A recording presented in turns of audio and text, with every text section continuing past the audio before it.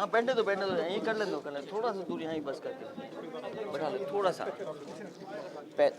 अध्यक्ष जी आप शुरू कर लेना। अध्यक्ष जी शुरू करेंगे, फोटो बाद में लेना, जो शामिल हो रहे हैं तो हम लोग एक साथ खड़े हो जाएंगे सर, ठीक है? एक साथ जो इनके साथ हैं, इन्हें बैठ लो, पटेल जी को यहाँ कुर्सी दो, आगे दो कुर्सी हैं। अच्छा ठीक है, फोटो आ जाओ सब लोग, सही आ जाओ, आइए ठीक है। हाथ बात उठा लें, आइए उठाइए जरा हाथ, चलिए हाथ में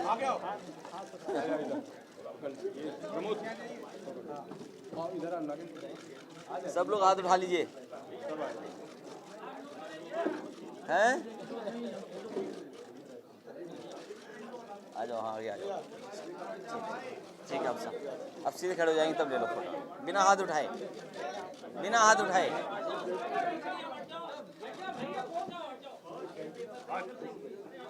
आज हो गया, चलिए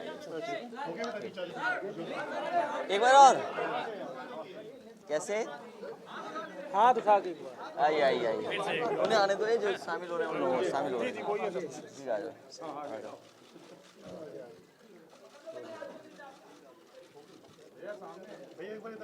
ठीक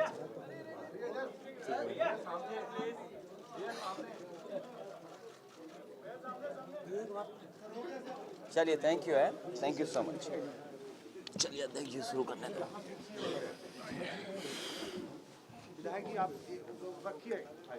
सम्मानित पत्रकार भाइयों, मुझे सूचित करते हुए अत्यंत हर्ष हो रहा है। समाजवादी पार्टी के राष्ट्रीय अध्यक्ष, आवाज कम कर दो भाई, माननीय अखिलेश यादव जी के मजबूत नेतृत्व पर लगातार लोगों का विश्वास बढ़ता जा रहा है और समाजवादी पार्टी में बड़ी तादाद पर लगातार लोग शामिल हो रहे हैं। आज समाजवादी पार्टी के राष्ट्रीय अध्यक्ष माननीय अखिलेश यादव जी के नेतृत्व में जो लोग समाजवादी पार्टी में शामिल हो रहे हैं, मैं वो नाम आपके सम्मुख प्रस्तुत करता हूं। श्री प्रमोद कुमार मौर्य, पूर्व जिला पंचायत अध्यक्ष प्रतापगढ़। श्री सत्यभान सिंह साक्य, पूर्व लोकसभा प्रभारी बसपा एटा। श्री राहुल कुमार मौर्य, पूर्व प्रत्याशी बहुजन समाज पार्टी अमेठी। श्री राजेंद्र कुमार मौर्य, अध्यक्ष जिला युवा व्यापार मंडल देवरिया। श्री वीरेंद्र कुमार मौर्य, पूर्व zonal coordinator Bahujan Samaj party Faizabad मंडल। श्री जितेंद्र कुमार मौर्य, रायबरेली। श्री राधेश्याम सरोज, जिला पंचायत सदस्य इलाहाबाद। श्री राघवेंद्र सिंह चौहान, जिला पंचायत सदस्य प्रतापगढ़। जी, ये सब बहुजन समाज पार्टी से। नहीं बीच में थोड़े दिन भाजपा में थे, नहीं जैसे 70 नहीं हाँ जी बाद में बता देना, बाद में पूरा। श्री ज्ञान प्रकाश मौर्य पप्पू, बाद में बता देना पूरा। बदलापुर जौनपुर। श्री लाल बहादुर सरोज, प्रतापगढ़। श्री रमेश मौर्य, जौनपुर। श्री लाल बहादुर मौर्य, जौनपुर। श्री रमाशंकर मौर्य, प्रतापगढ़। श्री दशरथ मौर्य, अध्यक्ष कुशवाहा महासभा देवरिया। श्री मनोज कुशवाहा, प्रदेश अध्यक्ष उत्तर प्रदेश मोदी विचार मंच। श्री सर्वेश मौर्य, वरिष्ठ भारतीय जनता पार्टी नेता सलेमपुर देवरिया। श्री मोनू कुशवाहा, युवा छात्र नेता जिला देवरिया। श्री राजकुमार मौर्य, ब्लॉक प्रमुख अमेठी। श्री राम यज्ञ मौर्य, प्रधान मोचवा अमेठी। वो बाहर है। श्री राजेश कोरी, देख रहे होंगे, पूर्व विधानसभा अध्यक्ष अमेठी। श्री मकबूल खां, अमेठी। श्री विनीत साक्य, प्रधान ताजपुर एटा। श्री वीरेंद्र साक्य, अध्यक्ष साधन सहकारी समिति एटा। श्री बेचेलाल साक्य, नगर अध्यक्ष साक्य समाज एटा। श्री रिंकू साक्य एटा। श्री अमर सिंह साक्य एटा। श्री विनोद कुमार मौर्य इलाहाबाद। श्री पप्पू मौर्य इलाहाबाद। श्री राजन कनौजिया, अध्यक्ष धोबी महासभा बलिया श्री मनोज कनौजिया बलिया, श्री राजेश राजभर बलिया, श्री बेचन निषाद महाराजगंज पूर्व प्रत्याशी फरेदा, श्री ब्रजलाल पासी गोरखपुर,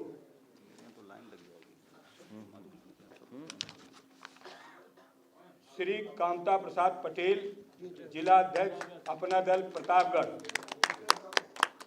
श्री राधेश्याम विश्वकर्मा प्रतापगढ़, श्री राम नरेश मौर्य प्रतापगढ़, श्री राम केवल पटेल प्रतापगढ़, श्री प्रदीप सरोज प्रतापगढ़, श्री चंद्रपाल पटेल प्रतापगढ़, श्री बाबूलाल पटेल प्रतापगढ़, श्री राम कुमार राजकुमार वर्मा प्रतापगढ़।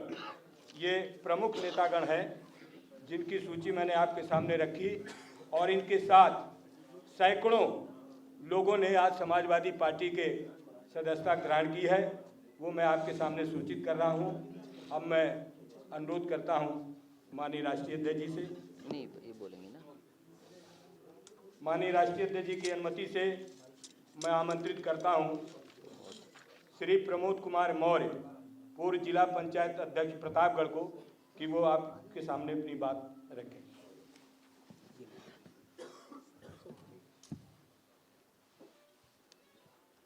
उत्तर प्रदेश सरकार की सामंतवादी नीतियों से के विरोध में हमारा समाज जो अपने को भारतीय जनता पार्टी सरकार में उपेक्षित महसूस कर रहा है और हमारे समाज के नेता माननीय स्वामी प्रसाद मौर्य जिनके नेतृत्व में हम लोगों ने बहुजन समाज पार्टी छोड़ करके भारतीय जनता पार्टी ज्वाइन की थी, लेकिन भारतीय जनता पार्टी की जब से सरकार बनी है तब से वो हमारे नेता और हमारे समाज की उपेक्षा कर रहे हैं। उस उपेक्षा के कारण हम लोगों ने, जो माननीय अखिलेश यादव जी ने पिछले 5 वर्षों में प्रदेश के विकास को एक नई गति देने का कार्य किया है, उससे प्रभावित होकर के समाजवादी पार्टी की सदस्यता ग्रहण कर रहे हैं। और थोड़ा सा हम पीछे जाना चाहेंगे। पिछले लोकसभा के चुनाव में माननीय स्वामी प्रसाद मौर्य जी बहुजन समाज पार्टी में थे और उनकी नेता सुश्री बहन मायावती जी ने उनकी उपेक्षा किया और उसका परिणाम हमारे समाज ने दिया कि बहुजन समाज पार्टी माननीय स्वामी प्रसाद मौर्य जी के बहुजन समाज पार्टी में होते हुए भी 0 सीट पाई थी। उसी प्रकार की उपेक्षा भारतीय जनता पार्टी द्वारा माननीय स्वामी प्रसाद मौर्य की जा रही है, जिसका हमारे समाज में प्रतिक्रिया स्वरूप अब माननीय अखिलेश जी के नेतृत्व में हम लोग समाजवादी पार्टी को ज्वाइन कर रहे हैं। आज 6 जिलों के हमारे समाज के लोग समाजवादी पार्टी ज्वाइन कर रहे हैं और यह सिलसिला आगे भी जारी रहेगा। अभी नहीं, सवाल बाद में पूछना भाई जी अभी कह लें दो, सवाल बाद में। नहीं जी, देखिए, अगर भारतीय जनता पार्टी के लोग इसी तरह से माननीय स्वामी प्रसाद मौर्य जी की उपेक्षा करते रहेंगे तो निश्चित तौर पर माननीय स्वामी प्रसाद मौर्य जी समाजवादी पार्टी में एक न एक दिन चले आएंगे। जी नहीं, मैं माननीय स्वामी जी के कहने पर नहीं शामिल हो रहा हूं, लेकिन मैं ये बताना चाहता हूं भारतीय जनता पार्टी के लोगों से कि स्वामी प्रसाद मौर्य ही हमारे समाज के नेता थे और उनको नेता मानता था हमारा समाज। बहन मायावती जी ने उनकी उपेक्षा किया, भारतीय जनता पार्टी से ज़्यादा पद बड़ा उनको दिया था, नेता विरोधी दल का पद दिया था। पद देने के बाद उपेक्षा किया और वही काम भारतीय जनता पार्टी कर रही, मंत्री बनाने के बाद उनकी उपेक्षा कर रही है। उनकी उपेक्षा से आहत हैं। हमारा समाज शोषित है, पीड़ित है, हत्याएं हो रही हैं। कल एक हमारे समाज का व्यक्ति पेड़ पर चढ़ गया। जी एक मिनट कह लेने दीजिए। देवरिया में कुशवाहा की हत्या हुई, दो हत्याएं हुई, FIR दर्ज नहीं हुई। जौनपुर में संजय मौर्य की हत्या हुई, आज तक हत्यारे पकड़े नहीं गए। हमारे समाज का ही एक व्यक्ति कल पेड़ पर चढ़ गया।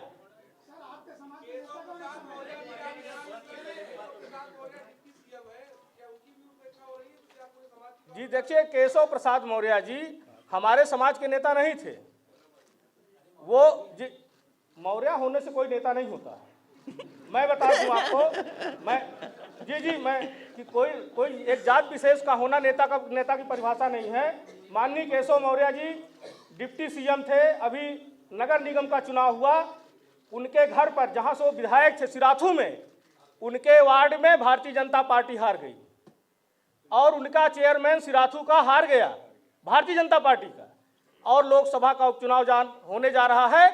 आप लोगों से मैं कहना चाहता हूं, लोकसभा का उपचुनाव होने जा रहा है फूलपुर में, वहां भी भारतीय जनता पार्टी हारने जा रही है। नेता नहीं है वो जो अपना सभासद न जिता पाए, सरकार में रहते हुए, मुख्यमंत्री रहते हुए जो अपना चेयरमैन न जिता पाए, वो नेता कैसे हो सकता है? इस समय हमारे समाज के नेता माननीय स्वामी प्रसाद मौर्य जी हैं जी। अच्छा चलिए, बस खत्म हो गया। चलिए, स्वागत हम करेंगे तुम्हारा।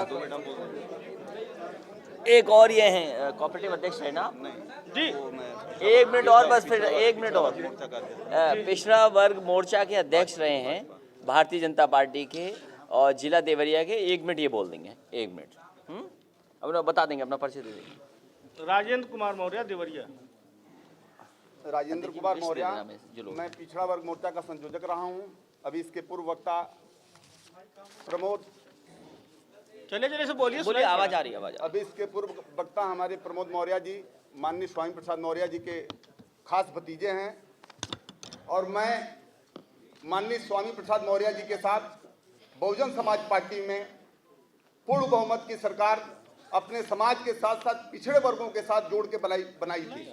लेकिन अभी माननीय प्रमोद मौर्य जी ने आपको बताया है कि कुशवाहा समाज और पिछड़े वर्ग की घोर उपेक्षा के चलते माननीय मौर्य जी भारतीय जनता पार्टी में थे, लेकिन पूरे प्रदेश का रिजल्ट 0 आया। बड़ी आशा के साथ समाज देख रहा था कि मौर्य जी कोई कदम उठाते हैं, लेकिन भाजपा भारतीय जनता पार्टी के साजिश के तहत उन्हें भारतीय जनता पार्टी ज्वाइन कराया गया। और क्योंकि हमको उनको नेता मानते थे, इसी क्रम में हम लोगों ने अपने समाज के साथ साथ बैकवर्ड समाज को जोड़ के, मुझे भी प्रदेश में जाने का अवसर मिला उनके साथ, प्रदेश के हर गांव, जिले से लेकर गांव तक, समाज से लेकर बैकवर्ड समाज की गरीबी को मैंने देखा है। बड़ी उम्मीद के साथ भारतीय जनता पार्टी की सरकार हम लोगों ने बनाई, लेकिन वर्तमान में केंद्र सरकार की 4 वर्षों की, प्रदेश सरकार की 1 वर्षों के कार्यकाल से स्पष्ट हो गया है कि भारतीय जनता पार्टी पिछड़े वर्ग की विरोधी और कुशवाहा समाज की घोर विरोधी है। इसी क्रम में हमारे समाज के लोगों ने कहा किसी न किसी को आना पड़ेगा। भारतीय जनता पार्टी में जो हमारी रहनुमाई करते हैं वो बिल्कुल शांत बैठे हुए हैं, किसी न किसी को तो आगे आना पड़ेगा। हमसे हमारी बात हुई माननीय प्रमोद मौर्य जी से, इन्होंने कहा कि नहीं, हमारी जगह भाजपा और बसपा में नहीं है, हमको पिछड़ों की पार्टी समाजवादी पार्टी में जाना चाहिए। माननीय नेताजी, आपके संपर्क में, आप युवाओं की धड़कन है। माननीय प्रमोद मौर्य के नेतृत्व में आपने कहा कि नहीं, आप उन्हें बुलाए। आपके बुलाने पे मैं आपसे मिला अभी 1 हफ्ता पहले। मैंने कहा कि हम लोग सरकार में हैं, मंत्री का मैं सबसे नजदीकी हूँ, प्रमोद मौर्य तो उनके भतीजे ही हैं, हमको कोई जरूरत नहीं है, हम तो जहाँ हैं वहाँ ठीक हैं। लेकिन प्रमोद जी ने कहा कि नहीं, एक बार नेताजी से आप मिल लीजिए, आप ज्वाइन करें या ना ज्वाइन करें, हम लोग तो चाहते ही हैं कि कोई स्थिति बने। मैं माननीय नेताजी से मिला। नेताजी से मिलने के बाद मैं प्रभावित हुआ कि जो भी यह प्रोपगंडा फैलाया गया कि पिछली सरकारों में क्या हुआ, हमको लगा पिछड़े समाज, कुशवाहा समाज की सबसे बड़ी हितैषी पार्टी समाजवादी पार्टी है। और आपसे प्रभावित होकर मैं जाके अपने जिले में भारतीय जनता पार्टी की सदस्यता अपने पद से इस्तीफा दिया। इस्तीफा देने के बाद सोशल मीडिया से लेके और जिले और प्रदेश से हमारे पास इतने फोन आए हैं, माननीय नेताजी को मैंने बताया, इतने फोन आ रहे हैं कि बहुत अच्छा कदम है, मुझे हिम्मत मिलती जा रही है। मैं आश्वासन दिलाता हूं कि माननीय नेताजी, आपका निर्देश होगा, हम लोग पूरे प्रदेश में गांव-गांव जाके कुशवाहा समाज के साथ साथ पिछड़े वर्गों को जोड़ने का काम करेंगे। इसी के साथ अपनी बात को समाप्त करते हैं। जय समाजवाद। बहुत धन्यवाद। प्रतापगढ़ से आए हुए अपना दल के नेता श्री कामदा प्रसाद पटेल से जाऊंगा कि वो भी अपने चर्चित अध्यक्ष जी आगे बैठा लो, आगे बैठा लो, अध्यक्ष जी बैठा लो। सम्मानित राष्ट्रीय अध्यक्ष जी, प्रदेश और राष्ट्रीय नेतृत्व और सभी पत्रकार बंधु, मैं प्रतापगढ़ का मूल निवासी हूँ, कुर्मी समाज से ताल्लुक़ रखता हूँ और मैं विद्यार्थी जीवन से प्रतापगढ़ में जो सामंतशाही और राजाशाही और इस अंधेरगर्दी हरी बेगार के खिलाफ पूरे जीवन लड़ता रहा और अपना दल में लगातार काम करते हुए मैंने संगठन को बड़ा पूरे जिले में 6 साल जिला अध्यक्ष रहा। लेकिन जब ये लोग जो है उससे जा कर के वो गाय के जो राष्ट्रीय माता बना रहा उसके साथ चले गए, उसको राष्ट्रीय माता वाले में ये भाजपा को सपोर्ट कर रहे। तो हम भारतीय जनता पार्टी की नीतियों से सहमत नहीं है कि गाय गोरू गंगा और मंदिर बेमतलब का जो मुद्दा लिए हो, रोटी कपड़ा मकान शिक्षा और दवा की गारंटी का समाज माननीय अखिलेश यादव जी के नेतृत्व में ये निश्चित रूप से हम लोग विश्वास करते हैं कि आने वाले दिनों में प्रदेश में और देश में आपके नेतृत्व में गवर्नमेंट बनेगी। मैं पूरे जिंदगी आपके नेतृत्व स्वीकार करता हूं और भारतीय जनता पार्टी पूरी तौर से किसान विरोधी गरीब विरोधी है और उसका सफाया होने जा रहा है। गाँव-गाँव में फसलें चराई जा रही हैं, गाय को राष्ट्रीय माता कह रहा है और उसके पिताजी गांव-गांव में घूम करके हाँ, यही हो रहा है। मैं धन्यवाद और ज्यादा नहीं बोल रहा। सही बात कह दी आपने, ठीक है। हाँ ये अमेठी का बोलेगा, बहुत शॉर्ट बहुजन समाज पार्टी से अमेठी से चुनाव लड़े राहुल एकदम सही बोला और जी को आमंत्रित करता हूँ। पुराने नेता है वो, पुराने नेता है, यहीं खड़े होकर बोल दूँ मैं, बहुत शॉर्ट में। सबसे पहले मैं आप सभी मीडिया प्रभारी का, पत्रकार बंधुओं का तहे दिल से स्वागत करता हूं।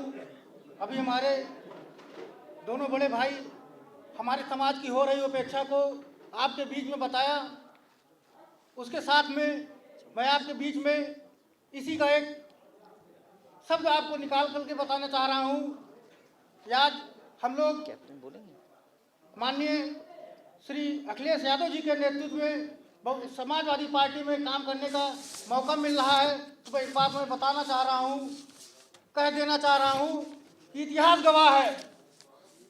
गवाह है कि मौर्य समाज का बेटा, मौर्य समाज के लोग अगर किसी के घर में, किसी के द्वार पर अगर नौकरी करते हैं तो उसकी 4 पुश्त उसकी ईमानदारी को याद करती है कि मौर्य समाज के आदमी कितना ईमानदार है।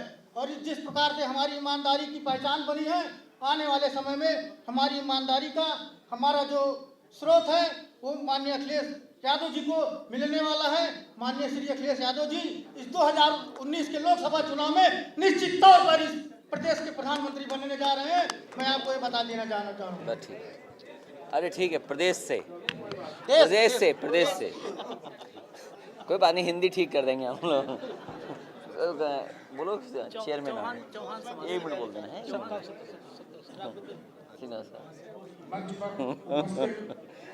समाजवादी पार्टी के राष्ट्रीय अध्यक्ष माननीय अखिलेश यादव जी और हमारे प्रदेश अध्यक्ष जी और मंच पर उपस्थित सभी नेतागण, सामने बैठे सभी हमारे पत्रकार बंधु,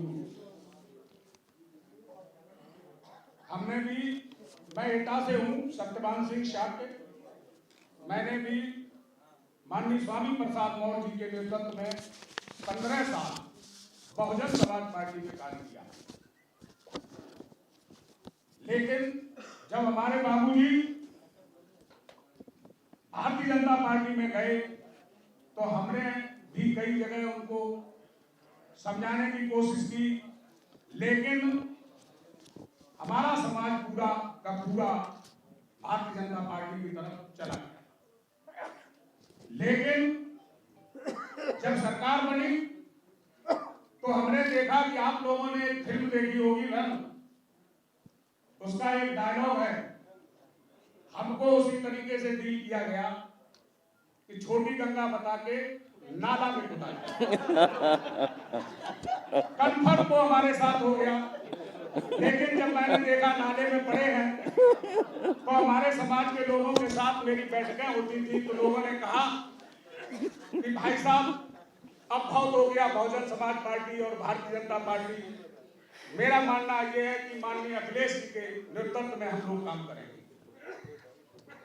मैंने कहा ठीक है, आगे कोई समय आएगा तो देखूंगा। उस टाइम हमारे भाई प्रमोद मौर्य जी का टेलीफोन पहुंचा हमारे पास कि ऐसे ऐसे बात है। मैंने कहा मैं तैयार हूँ।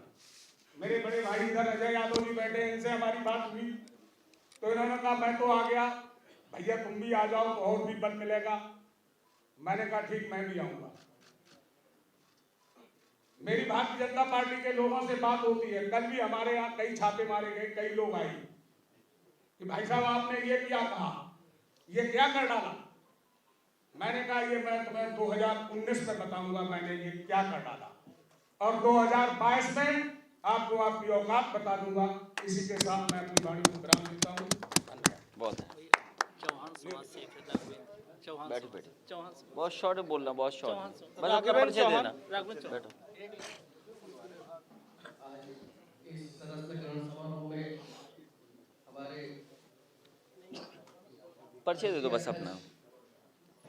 भैया श्री अखिलेश जी, पूर्व मुख्यमंत्री,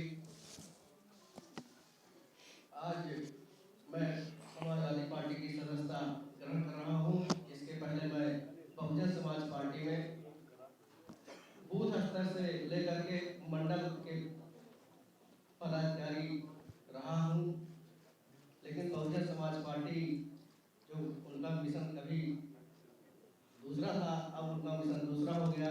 बहन जी कहती हैं कि यहाँ धन्ना सेठों की जरूरत नहीं, लेकिन टिकट में चाहे राज्यसभा का टिकट हो चाहे विधान परिषद का टिकट हो, जो भी टिकट है वो धन्ना सेठों और पूंजीपतियों को हथे दे करके उन्हें भेजती है।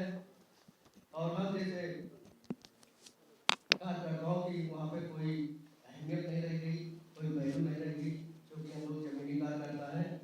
मैं उससे आहत होकर के मैं समाजवादी पार्टी की सदस्यता ग्रहण कर रहा हूँ, और उत्तर प्रदेश की पूर्व सरकार में रहे श्री अखिलेश यादव जी, तमाम अच्छी योजनाओं को उन्होंने लाया, उससे उनके कार्यों से मैं बहुत प्रभावित हूँ।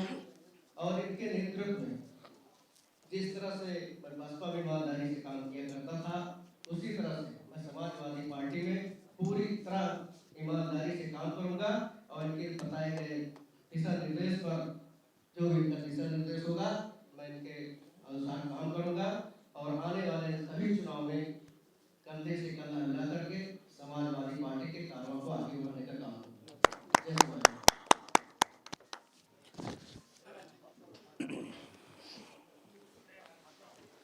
मैं इस मौके पर सबसे पहले प्रमोद कुमार मौर्य जी, जो प्रतापगढ़ से जिला पंचायत अध्यक्ष रहे हैं, मैं इनका समाजवादी पार्टी में स्वागत करता हूं और इन्हें बधाई देता हूं। साथ ही साथ सत्यवान सिंह साकी जी, जो पूर्व में लोकसभा प्रभारी रहे, वो भी आज समाजवादी पार्टी में शामिल हो रहे हैं। राहुल कुमार मौर्य शामिल हो रहे हैं, राजेंद्र कुमार मौर्य, वीरेंद्र कुमार मौर्य, जितेंद्र कुमार मौर्य, राधे श्याम सरोज जी से लेकर के बड़ी संख्या में जो ज़मीनी नेता रहे, जो गांव, गरीब और किसान की तमाम चीज़ों को समझते हैं और लगातार कहीं न कहीं जनता के बीच में जुड़े लोग हैं, ऐसे साथी आज हमें मिले हैं। मैं इन तमाम साथियों का बहुत बहुत धन्यवाद और बहुत बहुत बधाई देता हूं। साथ ही साथ प्रतापगढ़ के कामता प्रसाद पटेल जी और उनके बहुत सारे सहयोगी साथी हैं, राधेश्याम विश्वकर्मा, राम नरेश मौर्य, बड़ी संख्या में जो साथी आए हैं, मैं उनका भी स्वागत करता हूं। और लगातार समाजवादी पार्टी का प्रयास रहेगा, जो ज़मीनी लोग हैं, जो काम करना चाहते हैं, जो समाज को, प्रदेश को, देश को एक साथ आगे बढ़ता हुआ देखना चाहते हैं, उन तमाम साथियों को लगातार समाजवादी पार्टी जोड़ती रहेगी। उन साथियों का सम्मान भी करने का काम समाजवादी पार्टी करेगी। मुझे खुशी है इस बात की, रिश्ता तो अपने आप बनता है, और रिश्ता अच्छा भी है इनका, वो तो एक पहचान है। लेकिन साथ ही साथ सबसे बड़ी बात यह है कि ये सब कम उम्र के लोग हैं और कम उम्र के होने के नाते ये समाजवादी आंदोलन में हमारे साथ बहुत लंबा काम करते रहेंगे, बहुत लंबे संघर्ष में हमारे साथ रहेंगे। जब तक जोड़ेंगे नहीं तो पार्टी बढ़ेगी कैसे? इसलिए समाजवादी पार्टी का ये प्रयास रहा है और रहेगा कि हर समाज के लोग समाजवादी पार्टी से जुड़ें और जो उपेक्षित हैं, जिन्हें कोई नहीं पूछ रहा, गरीब, किसान, आबादी की बड़ी संख्या में लोग हैं, उन्हें आखिरकार कैसे आगे बढ़ाएं। सोचो, डिजिटल इंडिया की बात हो रही हो, देश की खुशहाली की बात हो रही हो, देश में तरक्की की बात हो रही हो, किसान को सब कुछ दे दिया, बजट से भी मिल गया, बातों से भी मिल गया, और ऐसे सपने दिखा रहे हैं बीजेपी के लोग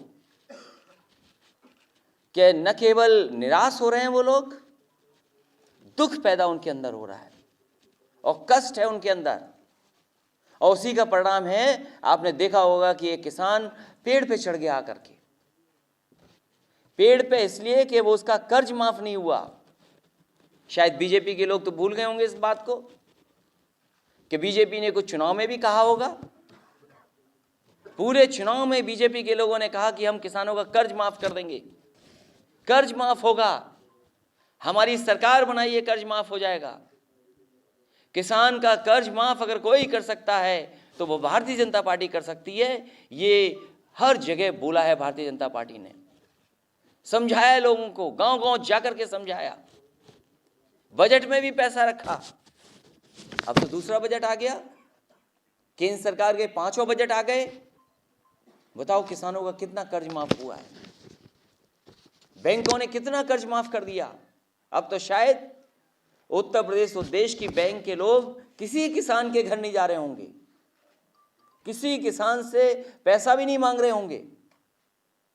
ये बीजेपी के लोगों ने चमत्कार किया, प्रचार किया। अब तो शायद किसानों का कर्ज माफ हो गया होगा। अब तो कोई किसान कर्ज में डूबा ही नहीं होगा, और जिन पे कर्ज भी होगा वो एक कागज के पन्ने से जितना चाहेंगे वो बैंक का लेके चले जाएंगे। कागज का एक टुकड़ा लाइए, बैंक को दिखाइए, और जो चाहे जितना धनराशि चाहिए वो लेकर के चले जाओ। लेके चले गए। अब तो हो गई पंजाब नेशनल बैंक कैशलेस, कि अभी भी बची है। अगर पंजाब नेशनल बैंक कैशलेस न रही हो तो शायद एक पर्चा और कोई लेकर के पहुंच जाए। हम तो अब इस किसान को कहेंगे कि तुम भी कोई पर्चा लिखवा लो, पंजाब नेशनल बैंक चले जाओ, तो शायद तुम्हें लोन मिल जाएगा और तुम्हारा कर्ज भी माफ हो जाएगा। तुम्हें पेड़ पर नहीं चढ़ना पड़ेगा, पुलिस और प्रशासन को, आपके बेटे को नहीं लाना पड़ेगा आपको उतारने के लिए। ये है डिजिटल इंडिया, ये भारत, ये देश, बताओ कितना अच्छा देश है। ये जो इन्वेस्टरों के लिए इतने होर्डिंग लग रहे हैं, होर्डिंग के ऊपर होर्डिंग, कोई जगह छूटे नहीं, होर्डिंग। अच्छी बात है, उनका स्वागत हो, सम्मान हो। और हम तो कहते हैं सरकार के सब लोगों को चला जाना चाहिए, एयरपोर्ट से ही उनके लिए कुछ बग्गी बनवा लेनी चाहिए, कुछ अच्छा इंतजाम करना चाहिए एयरपोर्ट से ही। क्योंकि अगर एयरपोर्ट भी नाराज हो गए तो कहीं दूसरी फ्लाइट लेके चले गए तब। इसलिए कम से कम आ तो जाएं। अरे हम उनसे पूछना चाहते हैं कि हमारे यहाँ कौन सा इन्वेस्टमेंट आ रहा था जो हमारी दुकानें बंद कर दी बाहर, जो झंडा बेच रहे थे, जो पार्टी कार्यालय के सामने झंडा वंडा थोड़ा काम कर रहे थे, यहाँ कौन सा इन्वेस्टमेंट आ रहा है? यहाँ कोई इन्वेस्टर थोड़ी आएगा। यहाँ तो प्रमोद मौर्य आ सकते हैं हमारे साथ। यहाँ कौन इन्वेस्टर आएगा? तो दुकानें ही बंद कर दी, बाटी चोखा भी नहीं बिकेगा, नूडल्स नहीं बिक सकते, आइसक्रीम नहीं बिक सकती, ठेला नहीं लग सकता। ये धोखा सरकार किसको दे रही है? ये जितने इन्वेस्टर होते हैं बहुत समझदार होते हैं, कई जगह समिट में जाते हैं, अगर कहीं मैग्निफिसेंट वो जो महाराष्ट्र में था वो हुआ होगा तो वहाँ भी गए होंगे, आसाम में भी गए होंगे, वेस्ट बंगाल में भी गए होंगे, कर्नाटक में भी गए होंगे, तो उन्हें सब पता है स्टेटों के बारे में, उन्हें बताने की ज़रूरत नहीं है। हमने तो अपनी सड़क के इतने होर्डिंग पोस्टर नहीं लगाए होंगे जितने इस सरकार ने लगा दिए। मैं उस दिन आ रहा था लौट करके चक गजरिया की तरफ से, कोई खंबा नहीं बचा जिस पर एक्सप्रेस वे न लगा हो। हम बधाई देना चाहते हैं सरकार को कि उन्होंने बहुत अच्छा आगरा लखनऊ एक्सप्रेस वे बनाया है। हम बीजेपी के लोगों को बधाई देना चाहते हैं कि आगरा लखनऊ एक्सप्रेस वे आपने बहुत सुंदर बनवाया है, बहुत अच्छा बनवाया है, आपको बहुत बहुत बधाई। इसी बहाने शायद कुछ इन्वेस्टमेंट आ जाए। इसलिए हमारी पार्टी की कोशिश होगी ज़्यादा से ज़्यादा लोगों को जोड़ें, जो कार्यकर्ता हैं, ज़मीनी लोग हैं और जो जुड़ना चाहते हैं इस प्रदेश की भलाई के लिए, देश की भलाई के लिए, और खासकर किसान, गरीब और गांव में रहने वाले लोगों के लिए, जो हमारी महिलाएं उनके लिए, तो हम ऐसे लोगों का स्वागत करेंगे। और जो राजनीतिक सम्मान अगर समाजवादी पार्टी को देना पड़ेगा तो समाजवादी पार्टी इनको राजनीतिक सम्मान दे करके भी और इनको सम्मान दे करके आगे बढ़ाने का काम करेगी। मुझे खुशी है इतनी बड़ी संख्या में आए हैं, बड़ी संख्या में साथी बाहर भी हैं जो इनके साथ जुड़े हैं। अंदर आना संभव नहीं था, सब नहीं बैठ सकते थे, इसलिए मैंने उन्हें बाहर ही रखा है। इसके बाद उनसे भी मिलेंगे और ये सिलसिला जो पार्टी में जोड़ने का है, लाने का है, ये लगातार हमारा चलता रहेगा।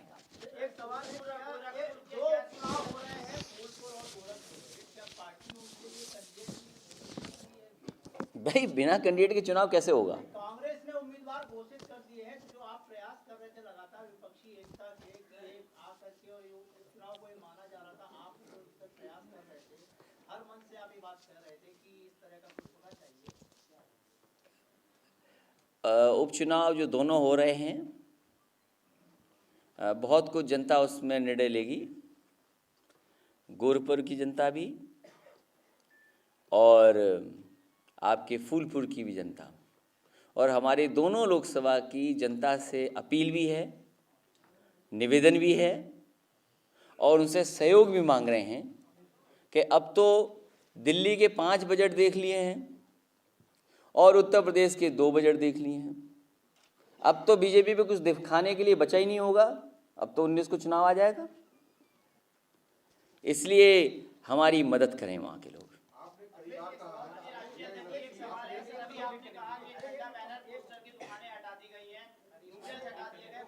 नहीं, 1090 पे हटा दिया, वो भी मुझे चिंता है। नहीं, उसमें एक, हालांकि एक शेयर कर लूँ जोक आपसे, हालांकि वो बात नहीं कहनी चाहिए मुझे, लेकिन जहाँ तक पकौड़े की बात है, अच्छी बात है कोई बीजेपी का आदमी अच्छा बना के दिखाए कि आखिरकार अच्छे पकौड़े कैसे बनते हैं। हमारे पकौड़ों का स्वाद तो नहीं ना अच्छा लगेगा उन्हें, हमारे समाजवादी पकौड़े होंगे, कांग्रेस बनाएगी तो कांग्रेसी पकौड़े होंगे, बहुजन समाज पार्टी होती बहुजन समाज पार्टी पकौड़े होंगे। हम चाहते हैं बीजेपी के पकौड़े कैसे हैं वो हमें बताएं, और नहीं है हम तो उनसे निवेदन करेंगे हमारे पार्टी कार्यालय के सामने अपना एक ठेला लगा दें जिससे हमें पकौड़े खाने को मिल जाए, और अगली प्रेस अगर हो तो हम वहीं से पकौड़े लें और आपको भी पकौड़े खिलाएं। चुनाव वाली बात कह दी हमने, इलाहाबाद और फूलपुर की जनता से अपील कर दी मैंने कि हमारी मदद करें। अच्छा, आपको इतनी क्यों चिंता, हमें बीजेपी के बता दो कौन है, हमारे दोनों की पता हो जाए कि बीजेपी ने भी नहीं तय किया अभी। आप पकौड़े की बात कर रहे थे, आपने कई बार कहा है कि जो मूल विषय है, मूल इश्यूज हैं, उससे बीजेपी ध्यान हटाने में माहिर है, तो आप क्या करेंगे वो मूल विषय से, मूल इश्यू से ध्यान ना हटा? अभी तो बीजेपी उलझी हुई है, कुछ बैंक से पैसा चला गया है, वो ज़्यादा नहीं गया, थोड़ा बहुत ही गया है, उसी में उलझी हुई है बीजेपी। मैंने आपसे और कई मौक़ों पर कहा और फिर मैं कहता हूँ, बीजेपी भ्रष्टाचार खत्म करेगी कि नहीं करेगी ये सवाल बड़ा है।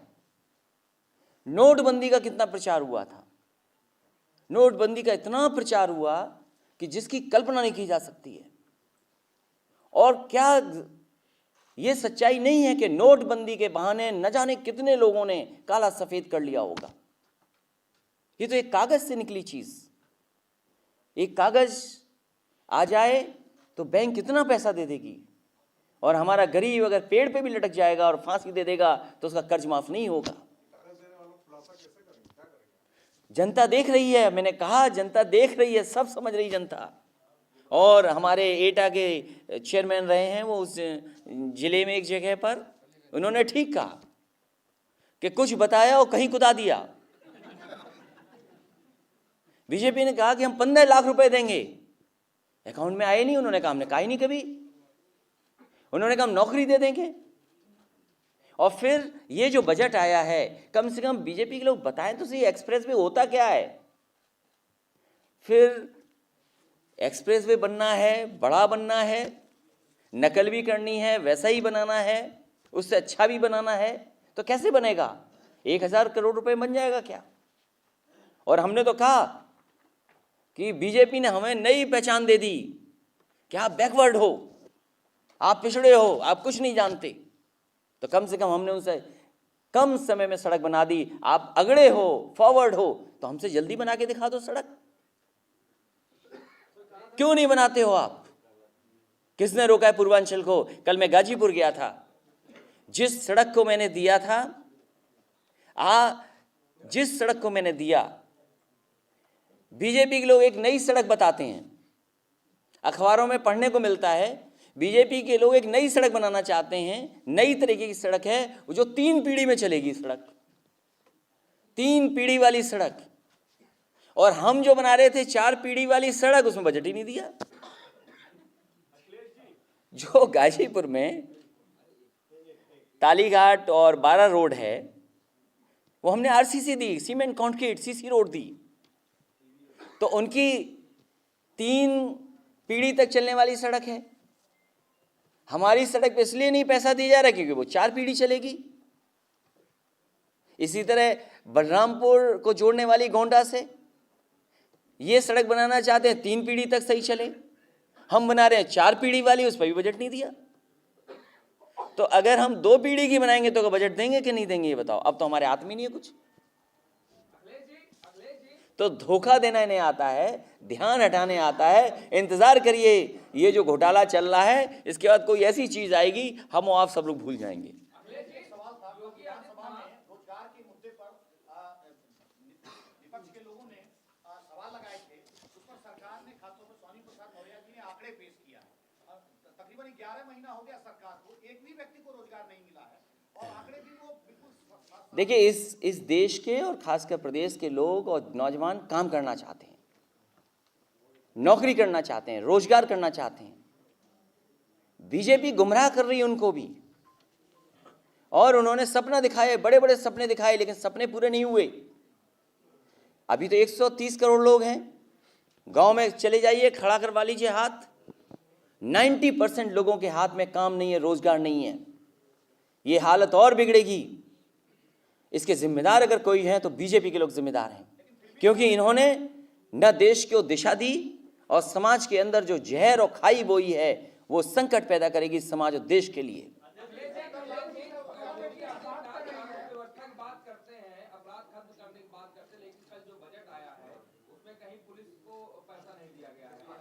पुलिस पैसा ले रही है कि पुलिस को पैसा मिलेगा?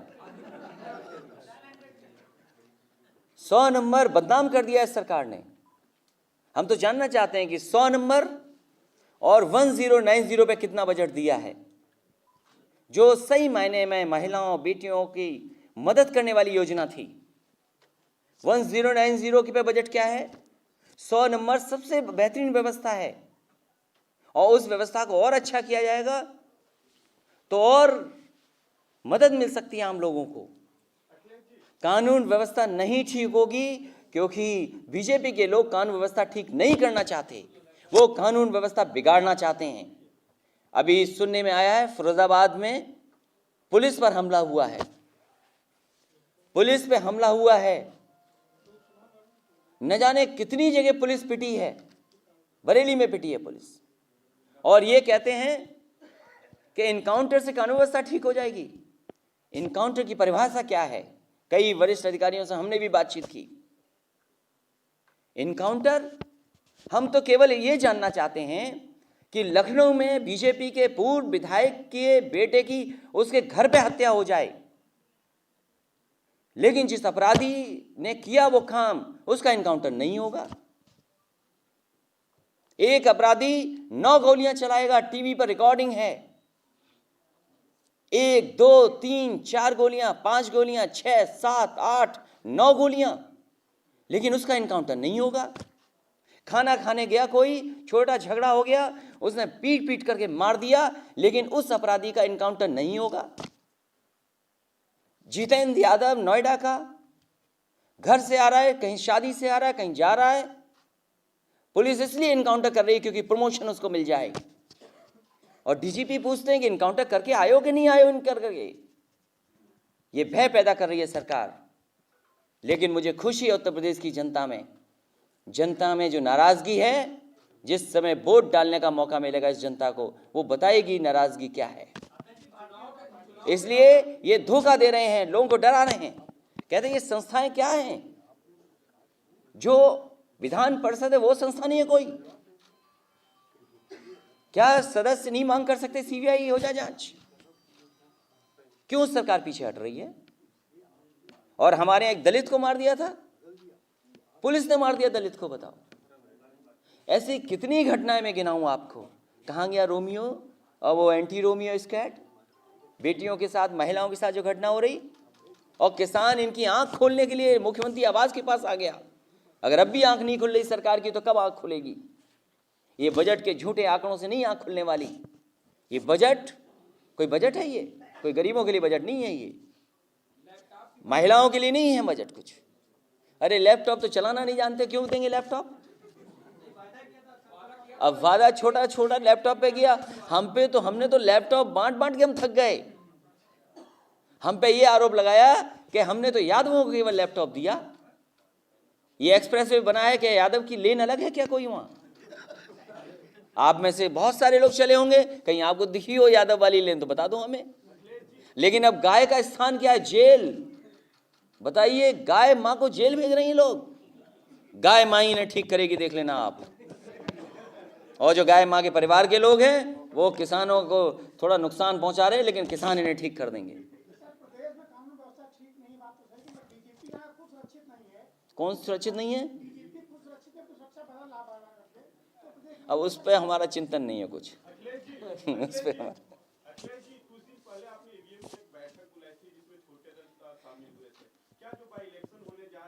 मेरी अभी भी मांग है कि बैलेट से नहीं, वो बैलेट जो है उसी से वोट पड़ना चाहिए। ईवीएम पे अभी भी लोगों को भरोसा नहीं है।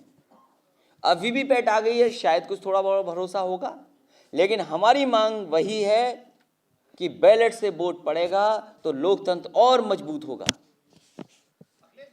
हम तो कह सकते हैं, दलों से राय बना सकते हैं, हम जनता में भी कह सकते हैं राय बनाने के लिए।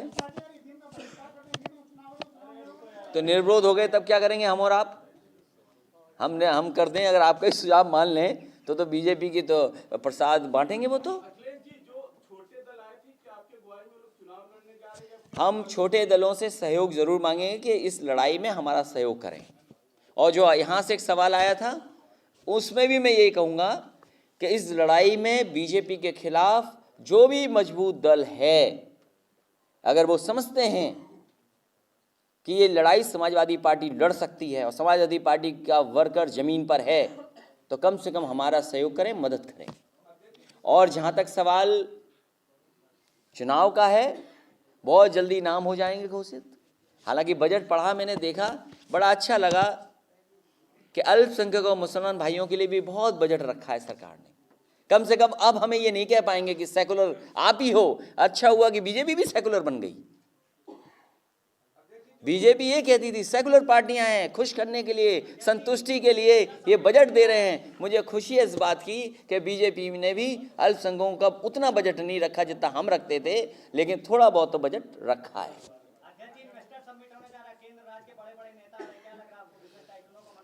भाई, जो 4 साल में कुछ नहीं मिला, अब क्या मिलेगा? और फिर दिखाने के लिए क्या है? मेरा ये मानना है कि जो इन्वेस्टमेंट आए वो आगरा लखनऊ एक्सप्रेसवे पे आए। हमें खुशी होगी इस बात की कि ज़्यादा से ज़्यादा इन्वेस्टमेंट उसी पर आए और जो पूर्वांचल वाली सड़क बने उस पर आए, क्योंकि यही है जो इन्वेस्टमेंट लाएगी, हमारे प्रदेश की इकोनॉमी को बेहतर करेगी, हमारे प्रदेश के लोगों को जो नौजवान हैं उन्हें नौकरी और रोजगार ये सड़क देगी। इसलिए मैं चाहता हूँ इस सरकार को पूर्वांचल तक सड़क बनाना चाहिए, केंद्र से और पैसा मांगना चाहिए। अब तो प्रधानमंत्री जी भी आ रहे हैं, सुनने में आ रहा है, तो अगर प्रधानमंत्री जी आ रहे हैं तो 10,000 करोड़ नहीं, इकट्ठा पैसा ले लो। अब जितना एक्सप्रेसवे पूर्वांचल के बनने में खर्चा हो उतना पूरा पैसा ले लेना चाहिए केंद्र सरकार से, अगर चाहते हैं ये एक्सप्रेसवे बनाना तो, वरना एक्सप्रेसवे नहीं बन पाएगा।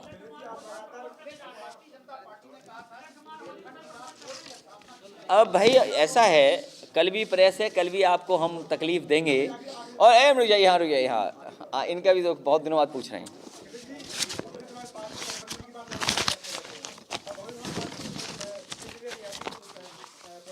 तो आज से हम भी कुछ नहीं बोलेंगे, आज से नहीं बोलेंगे हम भी। आज से केवल हम विकास की आपसे बात किया करेंगे, इंफ्रास्ट्रक्चर, सड़क, मेट्रो, इन्हीं पे बात करेंगे। कोई गठबंधन इस तरह की हम इधर उधर की बात नहीं करेंगे। हाँ, बैंकों का कुछ सुझाव दोगे तो हम जरूर आपका सुना करेंगे। भाई आप लोग भी चिट्ठी लिख करके किसी बैंक में चले जाओ तो हमारा आपका भी भला हो जाए। चलिए, बहुत धन्यवाद, कल फिर मिलेंगे हम और आप। तो वहाँ चलना पड़ेगा बाहर। जी जी जी जी जी मिलना चाहते हैं।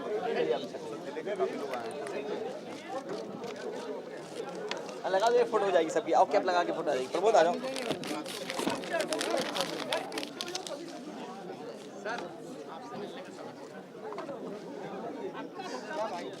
अभी बाद में मिलेंगे हम सब। आइए आइए, आ जाओ। ये सब लोग जो ज्वाइन कर रहे हैं वही लोग आए, और लोग नहीं। सिक्योरिटी आ जाते हैं, आ जाओ, सीधा आ जाओ। हम बुला रहे हैं, ठीक है। क्या हाल है भाई?